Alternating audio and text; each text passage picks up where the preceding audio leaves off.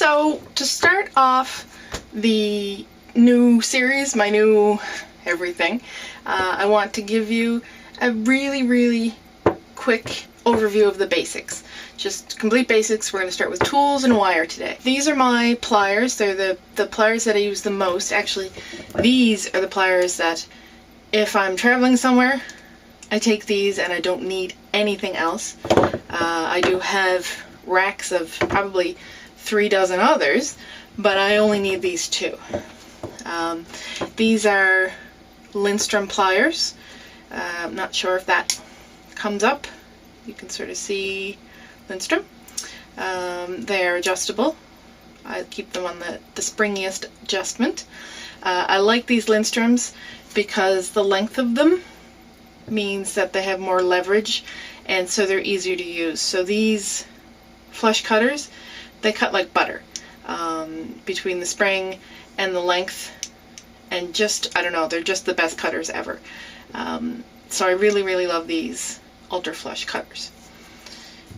So the great thing about flush cutters, and I'm sure that you already know this, but just in case, this is a very basic video. When you cut something, this is shaped in a wedge. It's got an inner wedge, and that's because the blades, just like on your scissors, they cut this way. They're sharpened through, they're beveled down. So these are called flush cutters because while it's beveled on the inside, it's flat on the back. So the idea is that you would cut your wire and leave a flush end with your cutters. Now, lots of cutters, and I mean all cutters, all flush cutters are going to leave a little tip, just where the wedge pinched and cut, you're going to have a little bump on your wire. But these particular pliers are so good at doing flush cuts that when you solder, like if you're soldering 2 pieces of wire together at the ends, they have to be perfectly flat and flush. Using these instead of a saw, it's faster, and there's almost no filing to get that little tip off. So I really love these. Plus they just cut so nice. Cutting can be really hard on my hands, so you want it to be the nicest cut you can. So if you're going to splurge on any plier at all, it would be these. As for price, these particular pliers, the Lindstroms, are about $50 a piece. So I approach the price of tools the same way that I would approach the price of a computer. You buy the most expensive one that you can afford right now. So these are $50, but the $4 pliers work just as well. They really do. I upgraded to these mostly because my hands do hurt, and just the length of them, it just makes it easier as you improve your tools as well. I upgraded to these from my $10 or $12 pliers I started with Beadsmith, I think. Whatever I could find available locally, like you can go to Michael's and get tools, and they're just fine. When I realized how serious I was, though, I upgraded my tools, and I suggest that you do as well. So, the next tool. This is the flat/square nose plier, and the blue gunk here is from Tool Magic. I was working with something delicate, and I just dipped this in my bucket of Tool Magic, and it coated it in plastic, and it made it a little softer. I'm going to be peeling this off soon because I'm basically done with that. These are useful for finishing wire ends, so if you're wrapping a wire around another wire, these are useful to grab and push it down tight, and I'll demonstrate that as we go.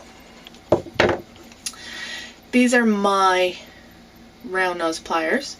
The tip of them is extremely fine, and while I don't do a lot of mechanical swirls or curls, these are super great for doing spiral. If you're committed to doing lots and lots of spirals, get these for sure, because the ultra fine tip here is what's going to give you the really refined center in your spiral. The other thing with this pair is you can see the oil. This is just 3-in-1 oil, and it keeps them smooth and clean and from rusting. So you want to just oil your tools and wipe it off, and that could get a little wiped. Like I said, I don't use them very often. My needle nose pliers. Now these are bent chain nose pliers. The reason I like these is the angle of this and the fine point on this means I can really dig into places, and also the angle means I don't need to cock my elbow up or my wrist to get where I want to be at. I can just grab whatever I'm working on from down here, which is a more natural position.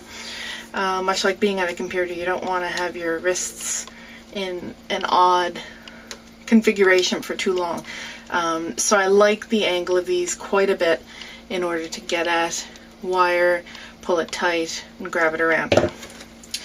So those are the main tools that I use. I do have probably 3 dozen other pairs of pliers, but again, they're all specialties as far as I'm concerned. So these are the tools that I use. Now I'm going to show you how I use them. First, actually, let's talk about wire. So this is the wire that I use. This is from Parawire, and parawire.com. You can buy this right from their website. You can get it from beadfx.ca, which is a lovely little shop in Ontario. Rings and Things probably has it, but I buy it straight from Parawire. They're awesome, and I just adore them. Their customer service is outstanding, and the wire itself is my favorite for several reasons. One, most of you know, I use double wire when I work, and you can see how easy that was to adjust with my hands. I've mentioned this before, but my hands get sore. So the softer 22 gauge, this is 22 gauge, I can double it up for strength, but it's still soft enough to make the loops that I like to play with. This wire has plenty of great properties. This is a fine silver plated wire. So what that means is it's got copper on the inside, which is what's making it so flexible, and it's got this heavy plate of silver. Now, fine silver is 0.999% pure, where sterling silver is 0.925% pure. It's not a percent, but you know what I mean. It's in 0.999 out of 1,000 parts are silver. And then at Parawire, they coat this with a polynylon, which means it doesn't tarnish. I adore it. I do all kinds of just really intricate folding over kind of nonsense, and if I had to clean in between every one, I wouldn't do it. So that's the reason I like the Parawire. Also, what I enjoy about it is it's perfectly shiny and beautiful, but it's not crazy expensive. I can take this wire and I can, frig with it and show you guys stuff and then toss it away, and then that didn't cost me very much. It also means that I can experiment. I can use lots and lots of wire. It's pretty great. So with the flush cutters, the way that I like to cut is always with the flush side just towards my other hand, so that I know that that's always going to be the flat end, and that will help when you're cutting wire at the end of a project. It's not as important at the beginning of a project. You're probably going to clip that later, but at the end, always flush to here. So what I'd like to show you with the wire, because this is so thin, you're not really going to be able to see it. So I've got the heaviest gauge wire I have in the studio. It's currently 12 gauge, and this is copper. You should be able to see. So these are just regular cutters. They're pretty good little cutters. I don't know what the brand name is on these. I think they came free with something. I use these when I'm not sure what I'm cutting, so I don't accidentally ruin my good pliers. So if I cut, and when I use flush cutters, I put my finger over the end of what I'm cutting so that it doesn't fly away. Now that was quite a bit of pressure using that. And when you look, I'm not sure if you can see, there's a ridge. Hope that shows on camera. There's a ridge at the top there. If I use the wrong side of the flush cutters, that was so much easier. You can see it comes right to a point. You see? But if I use my flush edge, you know what? These aren't that bad. That's about the same. That's a really, really small ridge from those Lindstroms. Let's compare those. Wow, they're gosh darn near the same. Look at that. Cool. You know what? I think that's a $6 pair of cutters. Those are worth the money. Very nice. Because the point being that there's a very small ridge there that you could easily file that off if you need it. Now with the thinner wire, the 22 gauge, you mostly can't see that at all, but I still cut flush side down. Just so that you don't have too much exposed copper on the inside. But you can't even see that copper on that smaller wire. Parawire has other colors. I like to use, they have the antiqued copper, vintage bronze. Now I like the vintage bronze for my steampunk quite a bit. This is the smoky quartz. These are the three colors that I would generally use for my steampunk. Sometimes I'll put in fresh copper, but it's usually too bright for me. Sometimes I will combine them depending on the color of what I'm working with. So maybe I want a bit of, this is sort of a brassy kind of color, the vintage bronze. The smoky quartz has a darker bit of black. This one has more reddish tones to it. So I might combine those two or those two. And they just add a little bit of texture to the final piece by combining the colors like that. So that's the basics of the wires. Now I want to show you a couple of things. It comes off the spool. When it comes off the spool, I don't pull it like this because now it's got this kink, and that can bend really easily. Instead, you spin the whole spool and you just leave the spool flat and let it. So when you're working with wire, there's a few things you should know. The more you work with a piece of wire, the less flexible it becomes, and that's called work hardening. So if I just have, like, this is so smooth, that's hardly any pressure at all, and I've made a loop. If I undo the loop and do it again, undo the loop, do it again, and keep working at it, in fact, that's going to get so brittle, it will start to just break. And if this was really thin, it would have broken by now. But that's a kink that you can't get out. There's no fixing that. So you want to avoid, I've seen people in class holding wire like this. Like, don't grab it. Instead, just really gentle. Just let it hang in your fingers like that. And you're guiding it more than grabbing it. It's just a guide. Just a couple of basic techniques you probably know.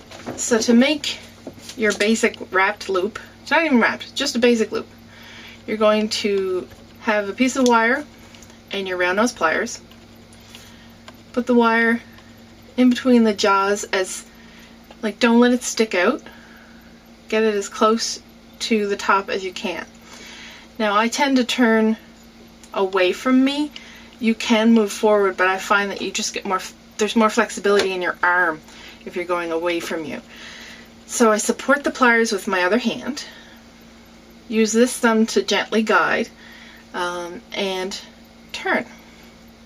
Now what I'm doing is making sure that the wire stays in complete contact with the jaws of those pliers. That's how you're going to get that nice smooth curl. And now you'll notice that I've actually turned my hand so far I can't turn it any further. So you can let go, pull the jaws backwards so it's just sliding in here, grab the wire again, and continue around until it touches the tail. Once you've done that, you can see that's sort of, it's lopsided. So what you actually want to do is you want to have this head sit straight on the neck of this piece of wire. So